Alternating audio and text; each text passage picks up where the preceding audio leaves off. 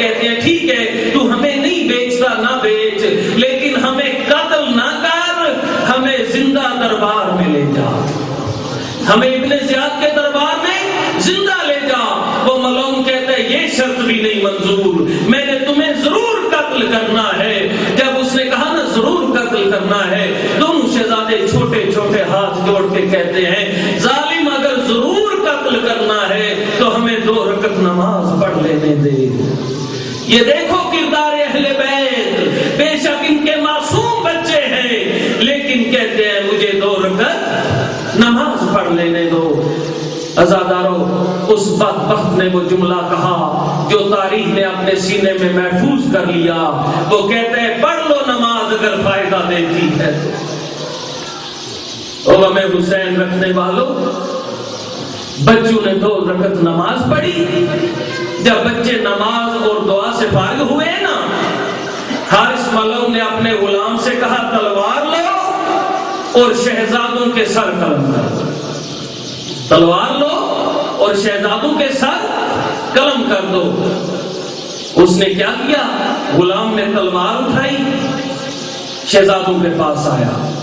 جب غلام سامنے آیا نا تو بڑا شہزادی دیکھ کے کہتا ہے، بڑا شہزادہ دیکھ کے کہتا ہے او حبشی تو بلال کو جانتا ہے؟ او حبشی تو بلال کو جانتا ہے؟ جب کہا نا بلال کو جانتا ہے، وہ رو کے کہتا ہے کہ ہم تو ان کا احترام کرتے ہیں، وہ صحابی رسول تھے اس لیے ہم ان کا احترام کرتے ہیں۔ جب کہا نا میں صحابی رسول ہونے کی وجہ سے جناب بلال کا احترام کرتا ہوں، تو بڑا شہزادہ کہتا ہے اگر تو بلال کا احترام کرتا ہے، اس کو صحابی رسول بھی مانتا ہے، تو ہم اسی رسول کی اولاد ہیں، ہم اسی رسول کی اولاد ہیں، ہمارے خون میں اپنے ہاتھ نہ ڈالنا، ہم تیری جنت کے ضامن بنتے ہیں، ہمیں قتل نہ کر۔ عزادارو، یہ سننا تھا کہ غلام نے تلوار پھینکی اور دریا پار کر گیا۔ جب غلام بھاگ گیا نا، اب حارث اپنے بیٹے کو دیکھ کے کہتا ہے غلام تھا، بے وفائی کر گیا ہے، تو میرا بیٹا ہے، تو جا اور ان بچوں کے سر قلم کر دے۔ اب بیٹا تلوار لے کے جب ان شہزادوں کے پاس آیا تو شہزادوں نے کہا کہ کیا تو محمد رسول اللہ کو جانتا ہے؟ وہ کہتا ہے ہاں وہ میرے رسول ہیں، میں مسلمان ہوں۔ جب اس نے کہا نا میں مسلمان ہوں، شہزادے رو کے کہتے ہیں پھر ہمارے ناحق خون میں ہاتھ نہ ڈال، ہم اسی رسول کی اہل بیت ہیں، ہمیں قتل نہ کر، ہم تیری جنت کے ضامن ہیں۔ جب کہا نا ہم تیری جنت کے ضامن ہیں، عزادارو بیٹا بھی تلوار پھینک کے دریا پار کر کے بھاگ گیا۔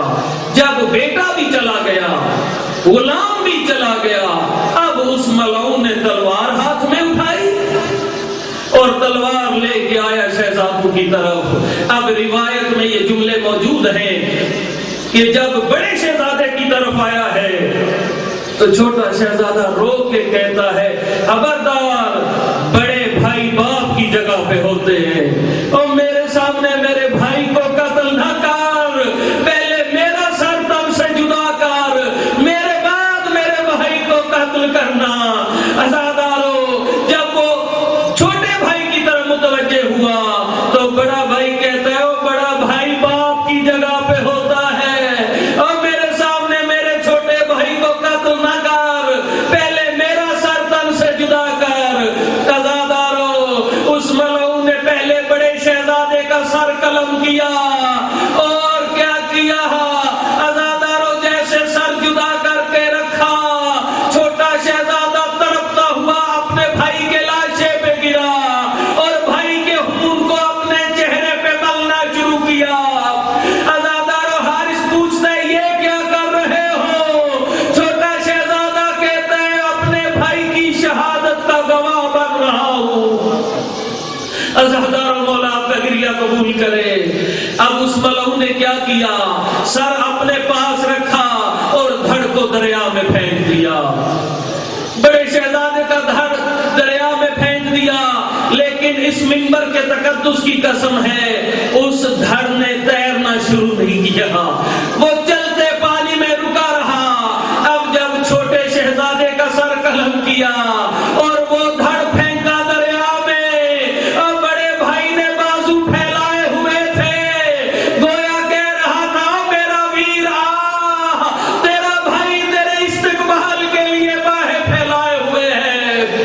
عزادارو، دونوں شہزادے دریا میں تیرتے ہوئے جا رہے ہیں، لاشیں ان کے کہ کیا دیکھتے ہیں دریا کے کنارے کنارے سیاہ پوش برقع پہنے ہوئے بی بی روتی ہوئی جا رہی ہے اور بیٹھ کر کے کہتی ہے میں کہاں کہاں رہوں، اور میں بقیہ رہوں، اور میں کربلا رہوں، اور میں کوفے رہوں۔ عزادارو، اہل جملہ کہہ کے آپ کی زحمتیں تمام۔ عزادارو، یہ ملعون دونوں شہزادوں کے سر لے کے ابن زیاد کے دربار میں پہنچا۔ ابن زیاد بڑا ظالم تھا، لیکن میرے بزرگوں، جب ابن زیاد نے ان شہزادوں کے سر کو دیکھا، تاریخ میں موجود ہے 3 دفعہ وہ اٹھا، 3 دفعہ بیٹھا، اور پھر حارث سے مخاطب ہو کے کہتا ہے او ظالم کس کی گود اجاڑ آیا ہے، او ظالم کس کے شہزادوں کو قتل کر آیا ہے۔ جب کہا نا کس کی گود اجاڑ آیا ہے، وہ بڑے فخر سے کہتا ہے یہ مسلم ابن عقیل کے شہزادے ہیں۔ جب کہا نا یہ مسلم کے شہزادے ہیں، ابن زیاد غور سے دیکھ کے کہتا ہے یہ مسلم کے بیٹے نہیں ہو سکتے، یہ مسلم کے بیٹے نہیں ہو سکتے۔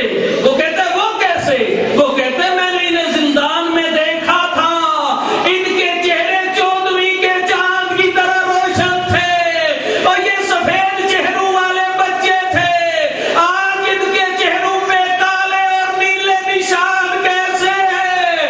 عزادارو، ملعون جھوٹ بول کے کہتا ہے اور میں نے سر پٹی پہ رکھے ہوئے تھے، اتنے میں سروں سے آواز آئی اور یہ ظالم جھوٹ بولتا ہے، اس نے ہمیں تمانچے مارے ہیں۔ اللہ لعنت اللہ قوم الظالمین وَسَيَعْلَمُ الَّذِينَ ظَلَمُوا أَيَّ مُنقَلِبٍ يَنقَلِبُونَ۔ خدا بند مطال، تجھے واسطہ اس ذکر آل محمد کا، تجھے واسطہ ان بہتے اشکوں کا، مولا بانیان مجالس کی اس عبادت کو اپنی بارگاہ میں قبول و منظور فرما۔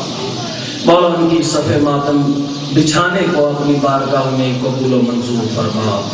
مولا انہوں نے جو لنگر کا اہتمام کیا ہے اور یہ 3 روزہ ذکر امام حسین علیہ السلام کا بھی اہتمام کیا ہے، مولا ان کی توفیقات خیر میں اضافہ فرما، مولا ان کے رزق حلال میں اضافہ فرما، مولا ان کے مرحومین و مرحومات کی بخشش فرما، مولا ان کے حوائج شرعیہ قبول و منظور فرما۔ مولا تمام حاضرین جتنے میرے مسلمان شیعہ سنی بزرگ نوجوان یہاں آئے ہیں، مولا ان سب کے آنے کو اپنی بارگاہ میں قبول و منظور فرما۔ مولا ہم سب کے دل میں زیادہ سے زیادہ غم حسین پیدا فرما، مولا ہمارے دلوں میں زیادہ سے زیادہ محبت اہل بیت پیدا فرما۔ مولا صدقہ محمد و آل محمد ان ایام عزا کا صدقہ اور شہدائے کربلا کا صدقہ، مولا جتنے بیمار ہیں انہیں صحت کاملہ عاجلہ عطا فرما، مولا جتنے بے اولاد ہیں انہیں اولاد نرینہ صالحہ عطا فرما، مولا جن جن کو اولاد عطا فرمائی ہے ان کی اولاد کو نیک و صالح بنا۔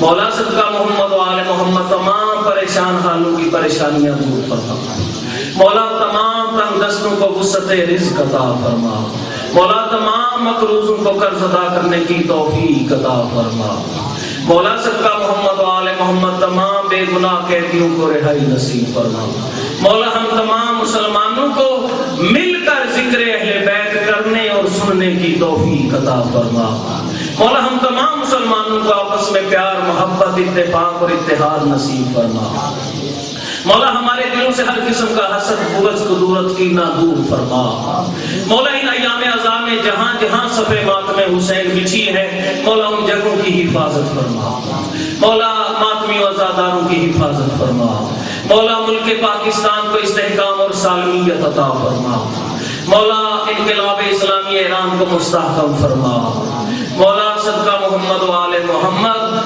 ولی فقی نمائندہ ولی فقی مراجع کرام علماء حقہ کا سایہ ہمارے سروں پہ تادیر قائم رکھ مولا صدقہ محمد و آل محمد ہمارے حال پہ رحم فرما مولا ہمارے مرحومین و مرحومات کی بخشش فرما مولا ان کے درجات بلند فرما مولا انہیں شفاعت محمد و آل محمد علیہ السلام نصیب فرما مولا انہیں اگر کسی کو بھی ہمارے عزیز ہمارے بزرگ جو اس دنیا سے چلے گئے ہیں کسی کو بھی عذاب قبر عذاب برزخ ہو رہا ہے تو مولا ان کو نجات عطا فرما مولا ان کو مشکل میں مشکل کشا کا سہارا نصیب فرما مولا ہمیں اپنے مرحومین و مرحومات کے لیے زیادہ سے زیادہ اصالہ ثواب کرنے کی توفیق عطا فرما مولا ہمارے گناہوں کو نہ دیکھ ہم نے جن ہستیوں کو وسیلہ بنایا ہے ان کا صدقہ ہم گناہگاروں کی دعاؤں کو مستجاب فرما مولا جتنی دعائیں میرے ذمہ میرے مومن بھائی نے لگائی ہیں مولا ان تمام دعاؤں کو مستجاب فرما